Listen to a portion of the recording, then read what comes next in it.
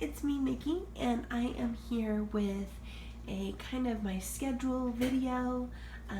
I get a lot of questions on how I manage our family because if you know me personally, yes, I have 6 children, but I never just seem to have 6 children in my home.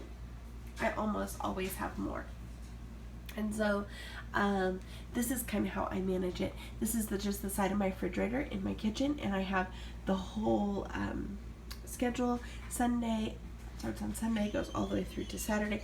Middle of the week I have this Bible verse because it just speaks to me on those moments when it is hard and I'm tired and I'm weak and I'm weary and I just want to be done. This reminds me that my strength isn't in myself, but it is in my Lord. So this is how I do it. I just did this in Excel. So I just have everybody's name across the top, and then I start at 5 a.m. and work my way down to 11 p.m. Now, ideally, I would follow these schedules to a T, but my life is never this schedule and this wonderfully organized. Because I often have people call me middle of the day to see if I'll watch their children, or if I'll pick their kids up from school, or if I can run and feed somebody's dog, or if I need to go pick something up for somebody, or I need to run to this office. I always have something going on. But this is for the most part what we do. So my husband kind of has his own schedule. He's home only on certain days for dinner. He works 2 full-time, very full-time jobs. And so he is in and out on his own schedule. So mostly I schedule from me to Jackson, and I add in Dad where I can. So I do try to get up at 5 so that I can have my time, my devotional time, get ready for my day and all of that. I don't always. Now that the time changes happen, it has really thrown off my schedule. But you can see on Sundays, we just kind of get up, get ready, get breakfast, get going, because we are at church for the first half of the day, and then we plan out family fun time. Otherwise, we are notorious for scheduling stuff over that.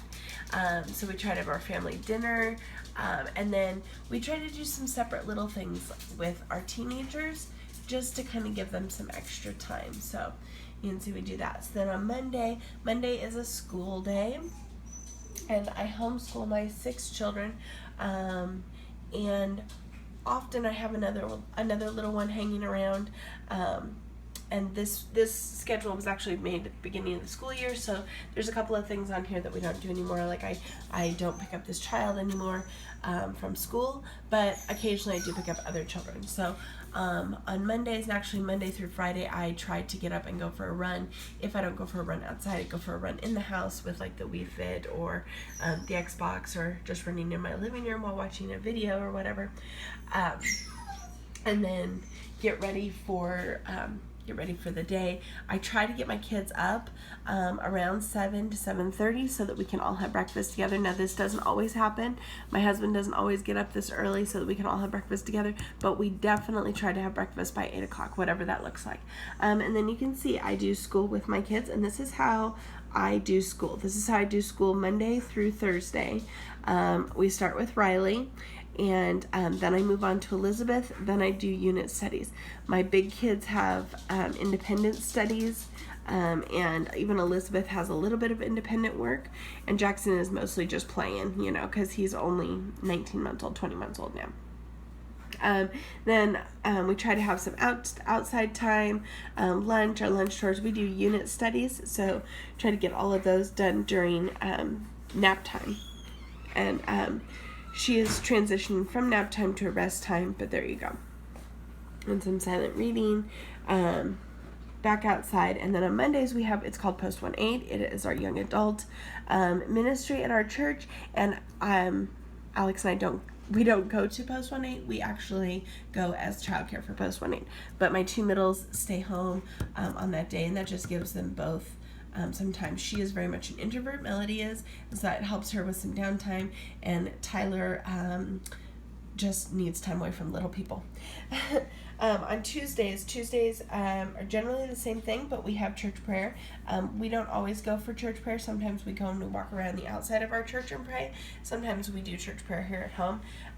But our church does church prayer at noon, and my husband leads it every once in a while.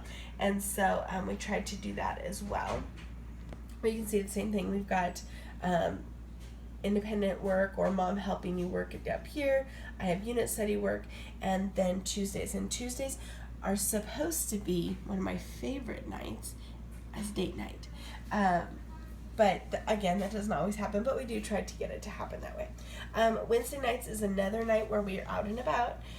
So we have another full day, just like we did before, with school during the day. And then we have, it's called Exchange, or Exchange, which is our youth program. And then I actually have a hospitality meeting because I run the hospitality department at my church. So I need to go to that, and so my littles go to a babysitter. That is the only time I really have to use a babysitter, because for the most part I have built-in babysitters.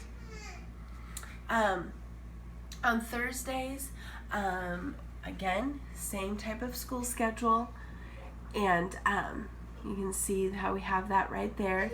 And then my big kids, let's see, my boys and dad go to church for production.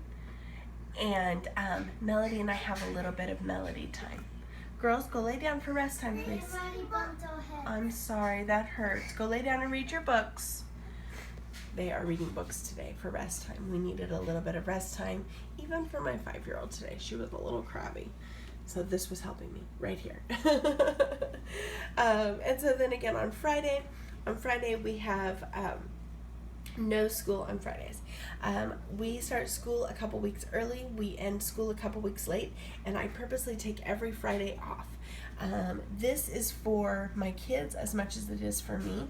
I am very much an introvert, and so I need downtime, and so this helps me regroup and have some downtime. But we tried to do like a family activity or a field trip or just fun stuff at home. And we tried to have movie nights. We do a movie night.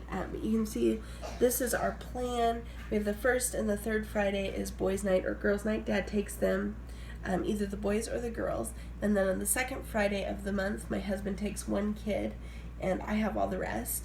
And then on the fourth Friday of the month, we have family movie night. So that's kind of how we try to work that. And then on Saturdays we try to keep Saturday mornings blocked out, although often we'll be doing a community project or something like that together. And then we have church in the evening, and then on the first and third Saturdays of the month, my husband and I have a staff meeting after church. So this is how I plan out my schedule. This is what it looks like. I don't often come back to this and look at it and make sure that I'm like right on time for schedules. I've basically been doing this type of schedule, at least for the majority chunk in the middle, since Alex was really little.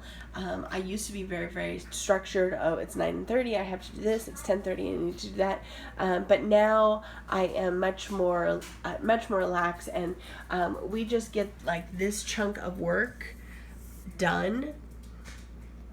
We get this chunk of work done in the mornings. We get this chunk of work done in the afternoons, and then whatever our evening things are planned, we have those as well.